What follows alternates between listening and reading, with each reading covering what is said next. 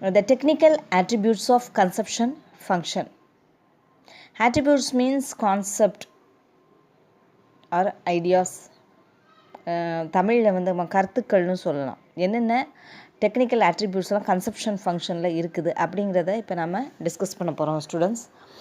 First one பாருங்கம்மா, அந்த ஒரு பிக்சர் போட்டிருக்காங்க பாருங்கள். Propensity to consume. Propensity to consume அப்படின்னு போட்டுட்டு கீழே 2 பிக்சர் போட்டிருக்காங்க. அதாவது லெஃப்ட் சைடில் ஆவரேஜ் அப்படின்னு ஒரு பிக்சர் போட்டிருக்காங்க, ரைட் சைடில் மார்ஜினல். ஆவரேஜ்னால் நமக்கு தெரியும். எப்படி ஆவரேஜ் எப்படி கண்டுபிடிப்போம்? பொதுவாகவே நம்பர் ஆஃப் ஸ்டூடெண்ட்ஸ், அதாவது total number of students divided by, இப்போ ஒரு கிளாஸில் வந்து மார்க்கோடைய ஆவரேஜ் கண்டுபிடிக்கணும்னா நம்ம என்ன பண்ணுவோம்? அந்த கிளாஸில் இருக்கக்கூடிய எல்லா ஸ்டூடெண்ட்ஸோடைய டோட்டல் நம்பர் ஆஃப் மார்க்ஸ், சரியா, எல்லா ஸ்டூடெண்ட்ஸோடைய மார்க்ஸை எதால் டிவைட் பண்ணுவாங்க? இருக்கக்கூடிய நம்பர் ஆஃப் ஸ்டூடெண்ட்ஸை வச்சு டிவைட் பண்ணும்போது நமக்கு ஆவரேஜ் கிடைக்கும். ஆனால் இங்கே நம்ம ஆவரேஜ் அப்படின்னு பார்க்கும்போது என்ன போட்டிருக்காங்க அப்படின்னு பாருங்கள். டோட்டல் இன்கம் வந்து 40,000, சரியா? Total income 40,000. ஒருத்தருடைய மொத்த வருமானம் டோட்டல் இன்கம் வந்து 40,000 இருக்கும்போது அவங்க வந்து எவ்வளவு ஸ்பெண்ட் பண்ணுவாங்க, கன்சப்ஷனுக்காக அவங்க எவ்வளோ ஸ்பெண்ட் பண்ணுவாங்க அப்படின்னு பார்த்தோம்னா 30,000. இந்த 40,000ல் 30,000 அப்படிங்கிறது எத்தனை பர்சன்டேஜ் வரும்? 75% வரும், சரியா? அதுதான் இந்த சைடில் போட்டுக்காங்க பாருங்கம்மா. Average propensity to consume is 75%. என்ன? Average propensity to consume is 75%. If the person have a income rupees 40,000, his spend on consumption is 30,000. So the average propensity to consume is 75%. Okay, அதாவது ஒருத்தருடைய வருமானம் வந்து 40,000 ரூபாய் இருக்கும்போது அவன் கட்டாயமாக ஃபுல்லாக 40,000த்தையும் செலவு பண்ணுறதுக்கு சான்ஸ் இல்லை, சரி. இது வந்து நம்ம கெய்ன்ஸோடைய தியரியில் நாம் இனிமேல் படிப்போம், சரியா? அதாவது கெய்ன்ஸ் என்ன சொல்லிப்பார் அப்படின்னா, எப்போவுமே ஒரு நபர் வந்து ஒரு பர்சனுடைய இன்கம் வந்து இன்க்ரீஸ் ஆகும்போது அவருடைய இன்கம் வந்து ஃபுல்லாகவே கன்சப்ஷனுக்காக செலவு பண்ணப்படுறது கிடையாது. அதில் கொஞ்சம் வந்து அவன் என்ன பண்ணுவான்? சேவிங்ஸுக்காக எடுத்து வைப்பான் அப்படிங்கிற மாதிரி சொல்லியிருப்பார். அது மட்டும் இல்லை, இன்கம் இன்க்ரீஸ் ஆகும்போது கன்சப்ஷனும் இன்க்ரீஸ் ஆகும். ஆனால் இன்கம் இன்க்ரீஸ் ஆகக்கூடிய அந்த பர்சன்டேஜுக்கு கன்சப்ஷன் இன்க்ரீஸ் ஆகாது அப்படிங்கிறத ஒரு கான்செப்டை அவர் சொல்லியிருப்பார். அதுதான் நம்ம இந்த லெசனில் ஃப்யூச்சரில் நம்ம பார்க்க போகிறோம், சரியா? இப்போ பாருங்கள், அடுத்தது பாருங்கம்மா, அந்த ரைட் சைடில் ஒரு பிக்சர் இருக்குது பாருமா, மார்ஜினல். மார்ஜினல்னு சொல்லும்போதே எப்போவுமே அடிஷ்னல், சரியா? அடிஷ்னல் தான் அர்த்தம். மார்ஜினல்னால் என்னது? அடிஷ்னல். இப்போ பாருமா, இன்கம் வந்து இன்க்ரீஸ் ஆகுது. எவ்வளோக்கு இன்க்ரீஸ் ஆகுது? 10,000 இன்க்ரீஸ் ஆகுது, சரியா? அப்போ 10,000 இன்க்ரீஸ் ஆகும்போது இவங்களுடைய ஸ்பெண்டிங் இன்க்ரீஸ் ஆகுது. ஆனால் எத்தனை பர்சன்ட் தான், எவ்வளோ ரூபா தான் ஆகுது? 2,500 ரூபா தான் ஸ்பெண்ட் பண்ணுறாரு. நான் ஏற்கனவே சொன்ன மாதிரி இன்கம் இன்க்ரீஸ் ஆகிற அளவுக்கு கன்சப்ஷன் இன்க்ரீஸ் ஆகாது. அதாவது ஸ்பெண்டிங் வந்து அந்த அளவுக்கு இன்க்ரீஸ் ஆகாது, ஆனால் ஆகும், சர்டன் பர்சன்டேஜ் தான். அதுதான் இதில் சொல்லியிருக்காங்க. இப்போ ஒருத்தரோட இன்கம் 40,000 இருக்கும்போது அவர் 30,000 செலவு பண்ணுறாரு. த பர்சன்டேஜ் இஸ் 75%. தென் இன்கம் வந்து 10,000 இன்க்ரீஸ் ஆகுது. அப்போ என்ன நம்ம சொல்லலாம்? 40,000லேருந்து 50,000 மாறுதுன்னு சொல்லலாம், சரியா? இப்படி மாறும்போது அந்த இன்கம் வந்து இன்க்ரீஸ் ஆன அந்த 10,000ல் அவர் எக்ஸ்ட்ராவாட்டு அடிஷ்னல் ஆட்டு எவ்வளோ ஸ்பெண்ட் பண்ணுறாரு அப்படின்னு பார்த்தோம்னா வெறும் 2,500 மட்டும்தான். இந்த பர்சன்டேஜ் என்ன? இந்த மார்ஜினல் ப்ரொபன்சிட்டி டு கன்சியூம், அப்போ தான் எவ்வளோ ஆகுது? 25% ஆகுது. இப்போ புரியுதா? ஆவரேஜ் ப்ரொபன்சிட்டி டு கன்சியூம்னா என்ன, மார்ஜினல் ப்ரொபன்சிட்டி டு கன்சியூம்னா என்ன? இந்த ரெண்டையும் உங்களுக்கு அண்டர்ஸ்டாண்ட் பண்ணிக்கிறதுக்காக தான் இந்த பிக்சர் போட்டு பிக்சர் வந்து நான் எக்ஸ்பிளைன் பண்ணிக்கிறேன். இப்போ புரியுதாம்மா? ஆவரேஜ்னு சொல்லும்போது டோட்டல் இன்கமில் எவ்வளோ ஸ்பெண்ட் பண்ணுறாங்க, ஆவரேஜ் ப்ரொபன்சிட்டி டு கன்சியூம்ங்கிறது அதுதான். இப்போ மார்ஜினல் ப்ரொபன்சிட்டி டு கன்சியூம் அப்படிங்கிறது இன்கம், எவ்வளவு இன்கம் இன்க்ரீஸ் ஆகுது அதுக்கு ஏற்றபடி அவங்க எத்தனை ரூபா வந்து அந்த இன்க்ரீஸ்டு இன்கமில் ஸ்பெண்ட் பண்ணுறாங்க அப்படிங்கிறத சொல்கிறது தான் என்னது? Marginal propensity to consume. இப்போ நாம் என்னென்ன technical attributes of consumption function பார்க்க போகிறோம் அப்படின்னா 4 ஃபங்க்ஷன் பார்க்க போகிறோம். That is the first one is the average propensity to consume, that is equal to C by Y. இங்கே சிங்கிறது கன்சப்ஷன், சரியா? ஒய்ங்கிறது இன்கம். ஒய்னா எப்போவுமே நம்ம இன்கம்னு நம்ம எக்கனாமிக்ஸில் ஒய்னா இன்கம் தான், அது எப்போவுமே அது மாறாது. சரியா? அடுத்தது பாருமா, ப்ரொபன்சிட்டி டு கன்சியூம், இந்த மார்ஜினல் ப்ரொபன்சிட்டி டு கன்சியூம், அதாவது ஆவரேஜ் ப்ரொபன்சிட்டி டு கன்சியூமை நம்ம கால்குலேட் பண்ணுறதுக்கு C/Y, அதாவது இன்கம் எவ்வளவு இருக்குதோ அதை வந்து நம்ம என்ன கன்சப்ஷனால் டிவைட் பண்ணும்போது கிடைக்கக்கூடியது ஆவரேஜ் ப்ரொபன்சிட்டி டு கன்சியூம். இதே மாதிரி மார்ஜினல் ப்ரொபன்சிட்டி டு கன்சியூமை என்ன நம்ம எப்படி கால்குலேட் பண்ணுவோம் அப்படின்னா டெல்டா C/ΔY. டெல்டா அப்படிங்கிற அந்த சைனோடைய மீனிங் என்ன அப்படின்னா சேஞ்ச் அப்படின்னு அர்த்தம். இதை பற்றி இந்த டெல்டாவை பற்றி நான் நிறைய வாட்டி உங்களுக்கு சொல்லி கொடுத்துருக்கேன், தெரியும்னு நினைக்கிறேன். டெல்டா அப்படின்னு அந்த சைனுக்கு உடைய மீனிங் என்னென்னா சேஞ்ச், அதாவது change in consumption by change in income. சரியா? இப்போ நம்ம அந்த பிக்சரில் ரைட் சைடில் இருந்துச்சு இல்லையா, மார்ஜினல் ப்ரொபன்சிட்டி டு கன்சியூம் பார்த்தோம் இல்லையா, அங்கே இன்க்ரீஸ் தானே ஆச்சு, அங்கே சேஞ்சஸ் ஆகுது, இன்கம் சேஞ்சஸ் ஆகுது. 10,000 இன்க்ரீஸ் ஆகும்போது அது வந்து கன்சப்ஷனில் எப்படிப்பட்ட சேஞ்சஸை கொண்டு வருது, 25% சேஞ்சஸாக கொண்டு வந்துச்சு. ஓகே, அதை தான் நம்ம என்னென்னு சொல்கிறோம், அதை marginal propensity to consume. It is calculated by the formula delta C/ΔY. Okay, the third one is the average propensity to save. இப்போ நம்ம கன்சப்ஷன் பற்றி தான் இவ்வளோ நேரம் பார்த்துட்டு இருந்தோம், அப்படி தானே? அதாவது இன்கம் வந்து 40,000 இருக்கும்போது கன்சப்ஷன், அதாவது ஸ்பெண்டிங், செலவு செய்கிறது 30,000 ரூபா, அப்படி தானே? அதில் தான் நம்ம percentage average propensity to consume பார்க்கும்போது 75% வந்துச்சு. அப்புறம் மார்ஜினல் ப்ரொபன்சிட்டி டு கன்சியூமை எப்படி கால்குலேட் பண்ணோம், இன்கம் வந்து 10,000 இன்க்ரீஸ் ஆகும்போது ஸ்பெண்டிங் வந்து 2,500 இன்க்ரீஸ் ஆகுது. அப்போ மார்ஜினல் ப்ரொபன்சிட்டி டு கன்சியூம் வந்து 25% அப்படின்னு நம்ம கால்குலேட் பண்ணோம், அப்படி தானே? இதுக்கு ஃபார்முலா நான் சொல்லி கொடுத்தேன். ஆவரேஜ் ப்ரொபன்சிட்டி டு கன்சியூமை எப்படி கண்டுபிடிப்போம், C/Y. அதே மாதிரி மார்ஜினல் ப்ரொபன்சிட்டி டு கன்சியூமை டெல்டா C/ΔY. இவ்வளோ நேரம் நம்ம கன்சப்ஷனை பற்றி தான் பார்த்துட்டு வந்திருக்கோம். நான் ஏற்கனவே சொல்லியிருக்கேன், அதாவது ஒருத்தருடைய வருமானம் வந்து இன்கம் இன்க்ரீஸ் ஆகும்போது அவருடைய ஃபுல் இன்கமே அவர் வந்து கன்சப்ஷனுக்காக செலவு பண்ணுறது கிடையாது, கொஞ்சம் வந்து அவங்க சேவ் பண்ணுவாங்க அப்படிங்கிற ஒரு கான்செப்டை நான் சொன்னேன், அப்படி தானே?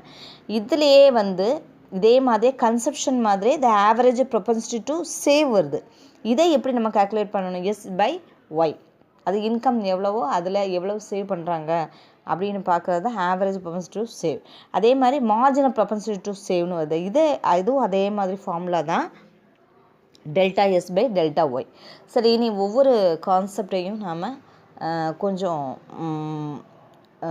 எக்ஸ்பிளைன் பண்ணி இன்னும் கொஞ்சம் ப்ரீஃபாக நான் உங்களுக்கு சொல்கிறேன்.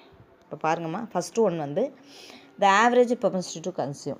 Average propensity to consume அப்படின்னா என்ன? The average propensity to consume is the ratio of consumption expenditure to any particular level of income. அதுதான் வந்து என்னது, ஆவரேஜ் ப்ரொபன்சிட்டி டு கன்சியூம். அதாவது ஆவரேஜ் ப்ரொபன்சிட்டி டு கன்சியூம் அப்படிங்கிறது அது ஒரு ரேஷியோ, கன்சப்ஷன் எக்ஸ்பெண்டிச்சருடைய ரேஷியோ. ஒரு பர்டிகுலர் லெவல் ஆஃப் இன்கம் இருக்கும்போது அந்த இன்கமில் எவ்வளவு ரேஷியோ வந்து கன்சப்ஷன் எக்ஸ்பெண்டிச்சருக்காக பண்ணப்படுது அப்படிங்கிறத சொல்கிறது தான் ஆவரேஜ் ப்ரொபன்சிட்டி டு கன்சியூம் அப்படின்னு சொல்லலாம். இது அல்ஜிப்ரிக்கலி எப்படி சொல்லலாம், it may be expressed as under APC. APC means average propensity to consume. It is calculated by C/Y, where C equal to consumption and Y equal to income. புரியுதாம்மா? சரி, ரெண்டாவது பாருமா, the marginal propensity to consume. marginal propensity to consume ஏற்கனவே நம்ம அந்த பிக்சரில் right சைடில் பார்த்தோம் இல்லையா, அதே தான். the marginal propensity to consume may be defined as the, underline பண்ணிக்கோ, ratio of the change in the consumption to the change in income. அதாவது மார்ஜினல் ப்ரொபன்சிட்டி டு கன்சியூம் அப்படின்னு சொல்கிறது என்னதுன்னா, நம்ம இன்கமில் எந்த சேஞ்சஸ் வருதோ அதற்கு, அந்த சேஞ்சஸுக்கு எந்த விகிதத்தில் கன்சப்ஷன் எக்ஸ்பெண்டிச்சர் சேஞ்ச் ஆகுதோ, எந்த ரேஷியோ, புரியுதாம்மா, எந்த ரேஷியோ வந்து அந்த கன்சப்ஷன் எக்ஸ்பெண்டிச்சர் சேஞ்ச் ஆகுது அதை சொல்கிறது தான் என்னது, the marginal propensity to consume அப்படின்னு சொல்லலாம். இதை வந்து அல்ஜிப்ரிக்கலி எப்படி சொல்லலாம், it may be expressed MPC equal to delta C/ΔY. சரியா? Where delta C equal to change in consumption and delta Y equal to change in income. So MPC is positive but less than unity. எப்போவுமே பார்த்துக்கோங்க, MPC வந்து பாசிட்டிவாக தான் இருக்கும், ஆனால் less than unity. Less than unity means ஒன்றை விட குறைவாக இருக்கும், ஆனால் ஜீரோவை விட அதிகமாக இருக்கும், ஒன்றை விட குறைவாக இருக்கும். புரியுதா? இப்போ கீழே பாருங்கள், ஒரு சின்ன ஒரு பாக்ஸில் போட்டிருக்காங்கல்ல, என்ன ஜீரோ, அதாவது change of C, change of consumption by change of income is greater than 0 but less than 1. புரியுதா? இதை தான் அந்த ஃபார்முலாவுடைய மீனிங். சரியா? இப்போ அடுத்தது நாம் the average propensity to save அப்படின்னா என்ன, APS அப்படின்னு சொல்லுவோம். சரியா? average propensity to save அப்படின்னா என்ன? the average propensity to save is the ratio of saving to income. அவ்வளோதான்.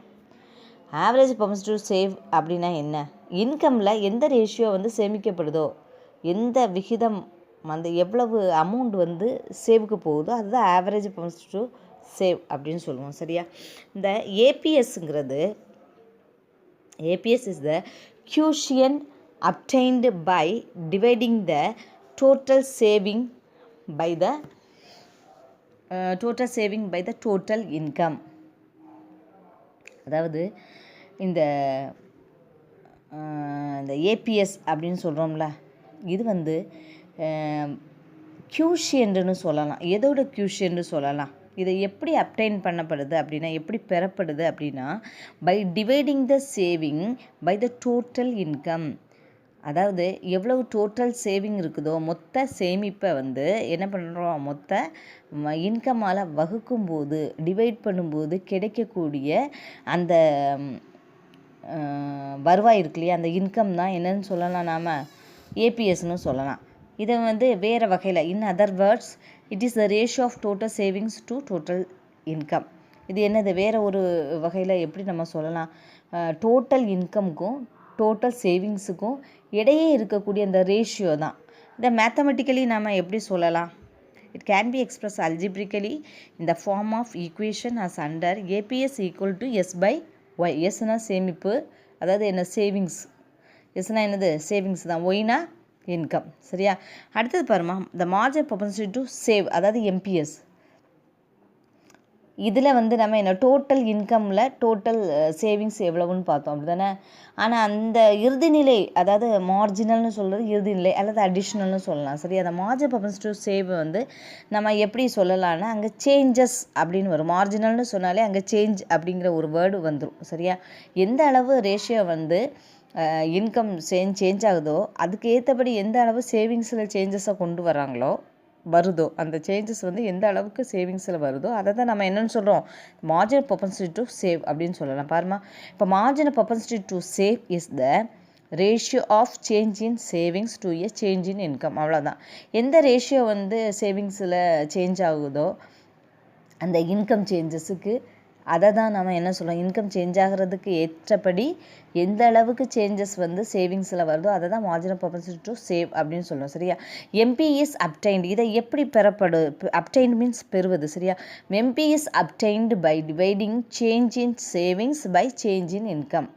It can be express algebraically as MPS equal to delta S by delta Y. Delta எஸ்னால் என்னது, change in saving. Delta Y means change in income. இப்போ பாருங்கம்மா, ஒரு விஷயம் வந்து நல்லா note பண்ணிக்கணும்.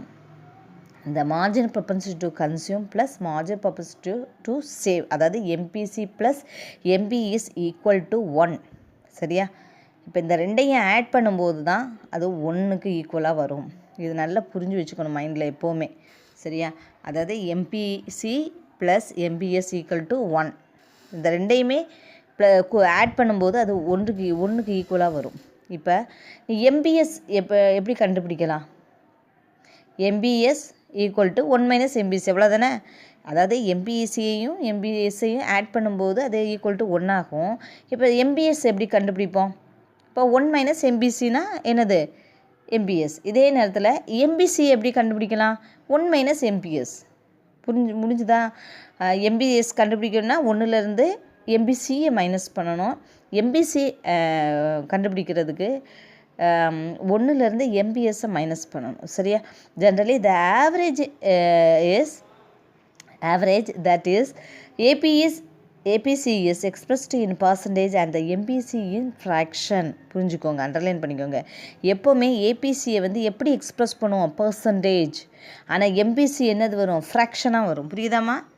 ஏபிசி எப்போவுமே எப்படி வரும், எதையால் எக்ஸ்ப்ரெஸ் பண்ணுவோம், பர்சன்டேஜால் எக்ஸ்ப்ரெஸ் பண்ணுவோம். எம்பிசி வந்து எப்படி வரும், ஃப்ராக்ஷனாக வரும். இதுதான் ஏபிசிக்கும் எம்பிசிக்கும் இருக்கக்கூடிய வித்தியாசம். அதாவது ஆவரேஜ் ப்ரொபன்சிட்டி டு கன்சியூமுக்கும் மார்ஜினல் ப்ரொபன்சிட்டி டு கன்சியூமுக்கும் என்ன ஒரு வித்தியாசம் அப்படின்னு பார்த்தோம்னா ஏபிசியை வந்து நாம் பர்சன்டேஜால் எக்ஸ்ப்ரெஸ் பண்ணுவோம், எம்பிசியை வந்து ஃப்ராக்ஷனால் எக்ஸ்ப்ரெஸ் பண்ணுவோம். ஓகே, இப்போ பாருமா அந்த ஒரு சின்ன ஒரு டேபிள் கொடுத்துருக்காங்க பாரு, அதில் அந்த டேபிளை பார்க்கும்போது உனக்கு புரியும்.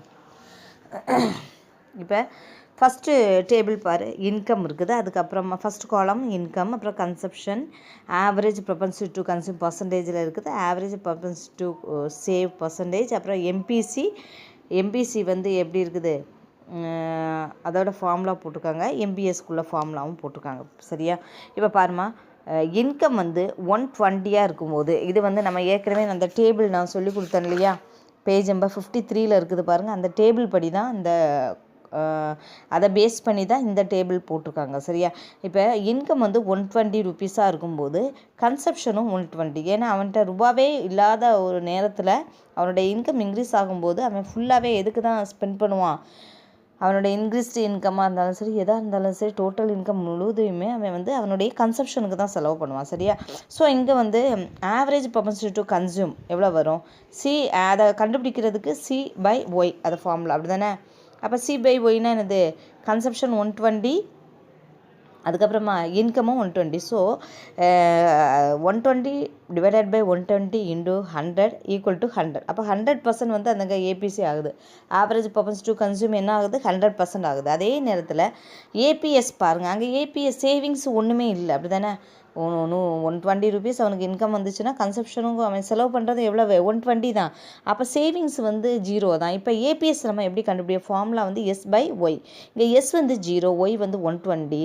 So 0 divided by 120 into 0 is 0 தான், 0%. அங்கே வந்து சேவிங்ஸுக்கு இடம் இல்லை. அதே நேரத்தில் பாருங்கள், மார்ஜினல் ப்ரொபன்சிட்டி டு கன்சியூம் அதுவும் வராது, ஏன்னா அங்கே வந்து சேஞ்சஸே இல்லை. சரியா? சேஞ்சஸ் இல்லாததுனால என்ன ஆகுது, 120 அதை வந்து ஃபஸ்ட்டு எப்போவுமே ஒன்று புரிஞ்சுக்கோங்க, அந்த ஃபஸ்ட்டு ரோ இருக்கு இல்லையா, அந்த ஃபஸ்ட்டு ரோவில் வந்து எப்போவுமே நம்ம வந்து மார்ஜினல் அப்படிங்கிற ஒரு விஷயத்தை வந்து நம்ம எல்லா டேபிள்லையுமே கொண்டு வர முடியாது.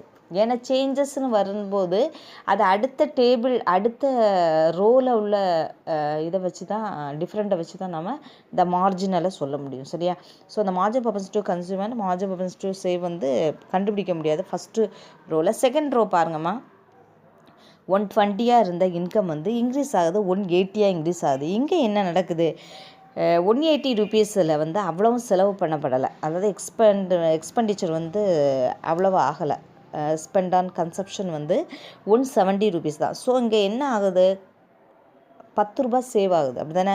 சரி, இந்த இதில் வந்து நாம் ஏபிசி எப்படி கால்குலேட் பண்ணுவோம், 170 divided by 180 into 100 equal to 94%. சரியா? இங்கே 94% வந்து என்னது, ஆவரேஜ் ப்ரொபன்சிட்டி டு கன்சியூம் ஆகுது. அதே நேரத்தில் ஆவரேஜ் ப்ரொபன்சிட்டி டு சேவ், இப்போ அது சேவிங்ஸுக்கு வந்து 10 ரூபா எடுத்து வச்சுருக்குறோம், அப்படி தானே?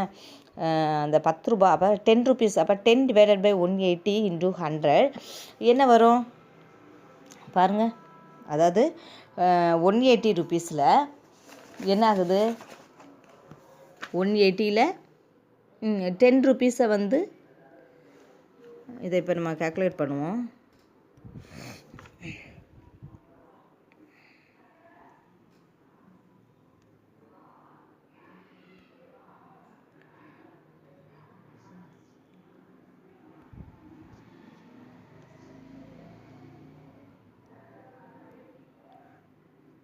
பாருங்கம்மா,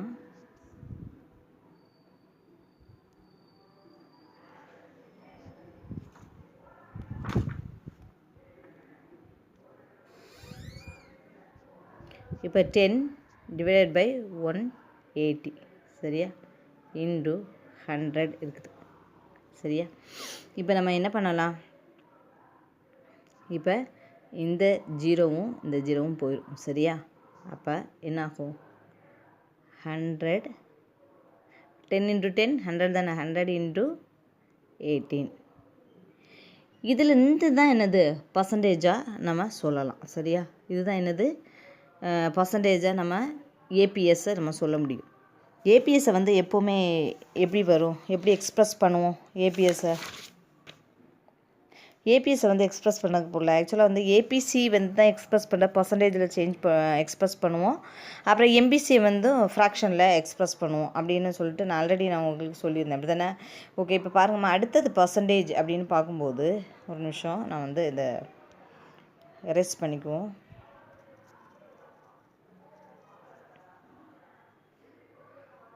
ஓகே, அடுத்தது பாருங்க.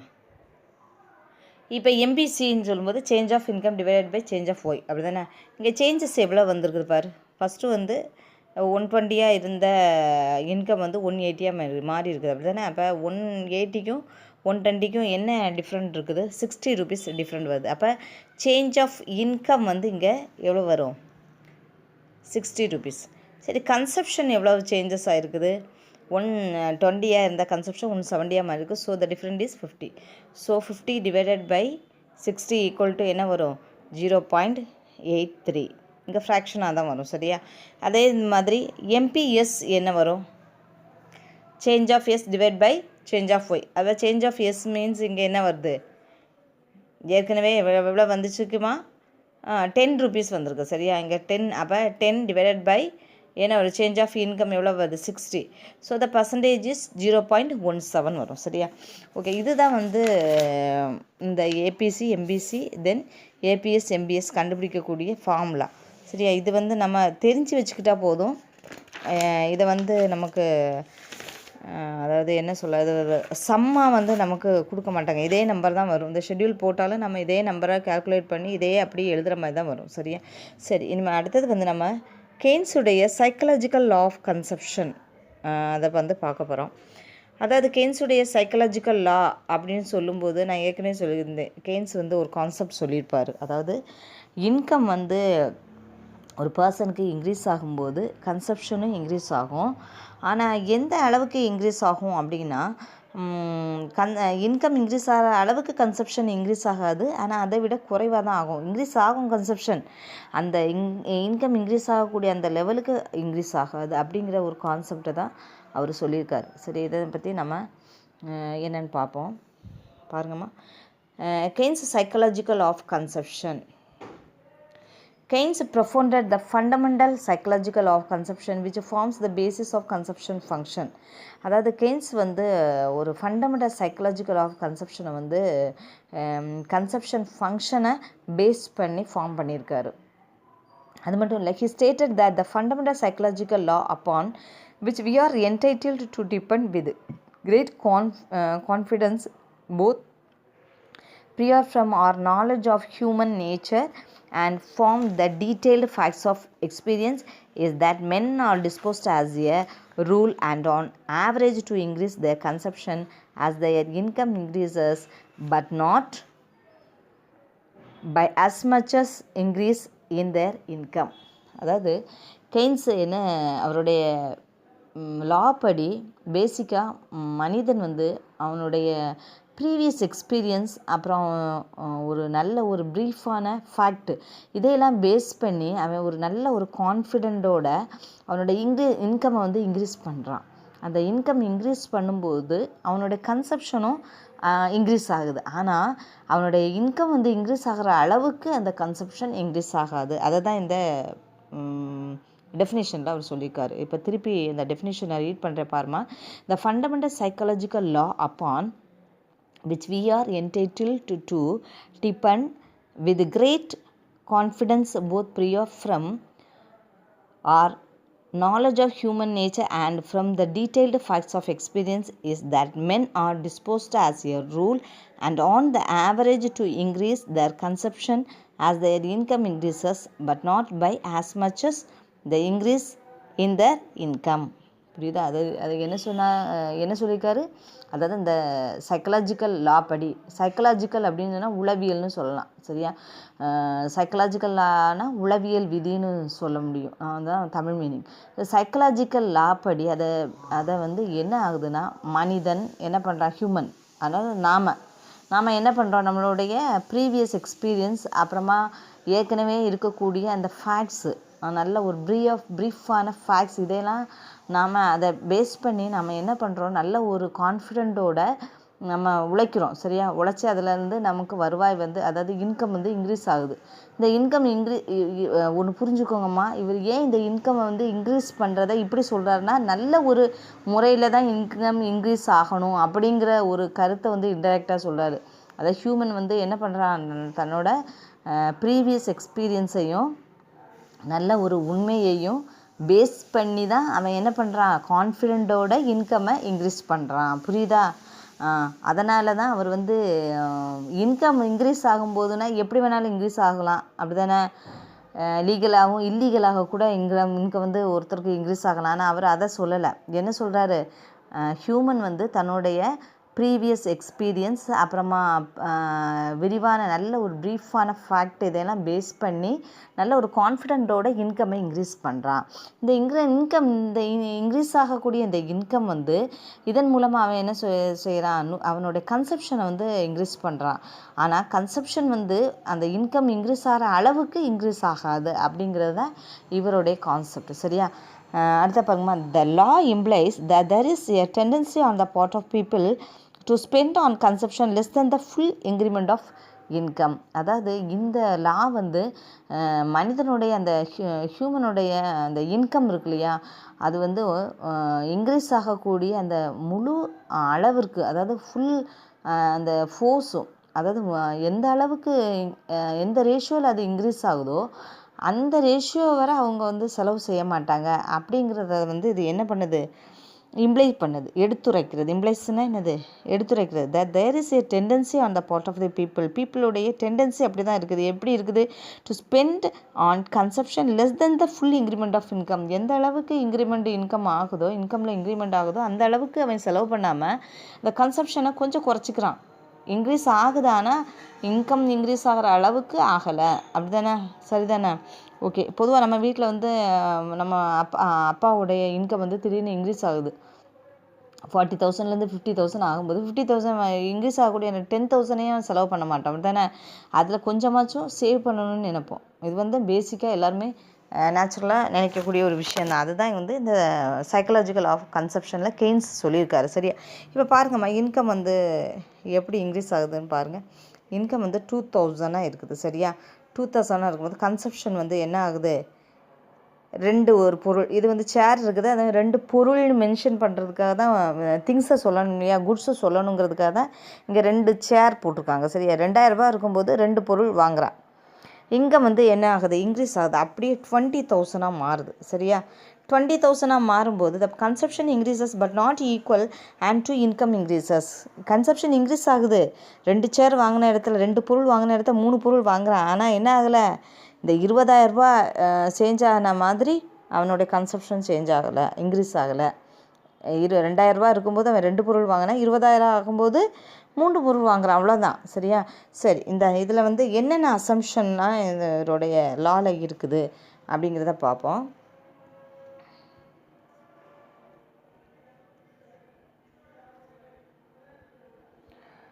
இந்த கன்சம்ஷன் அப்படின்னு வரும்போதுமா